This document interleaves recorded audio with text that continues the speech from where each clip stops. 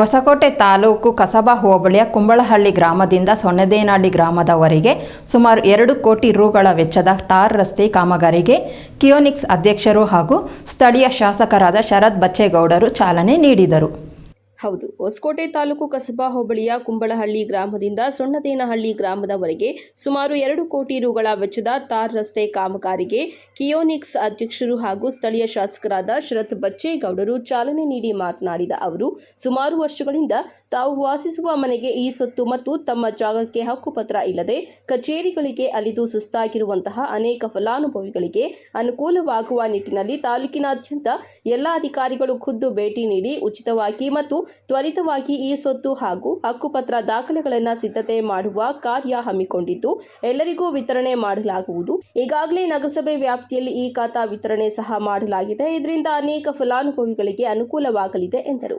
ಇದೇ ಸಂದರ್ಭದಲ್ಲಿ ಮುಖಂಡರಾದ ಬಿವಿ ಬೈರೇಗೌಡ, ಬಮೂಲ್ ನಿರ್ದೇಶಕ ಎಲ್.ಎನ್.ಟಿ. ಮಂಜುನಾಥ್, ಎಸ್ಎಫ್ಸಿಎಸ್ ಜಿಲ್ಲಾ ಉಪಾಧ್ಯಕ್ಷರಾದ K. Krishnamurthy, C. Jayaraj, C. Muniyappa, SFCS ಬ್ಯಾಂಕ್ನ ಅಧ್ಯಕ್ಷ ಸತೀಶ್, ಪಿಡಬ್ಲ್ಯೂಡಿ ಪ್ರಕಾಶ್, ಮಾಜಿ ತಾಲೂಕು ಪಂಚಾಯಿತಿ ಉಪಾಧ್ಯಕ್ಷ ಶ್ರೀನಿವಾಸ್, ಕುಂಬಳಹಳ್ಳಿ ಪ್ರದೀಪ್, ಗುತ್ತಿಗೆದಾರ ದೇವರಾಜ್, ಪಿಡಿಒ ಚೇತನ್ ಹಾಗೂ ಇತರರು ಉಪಸ್ಥಿತರಿದ್ದರು.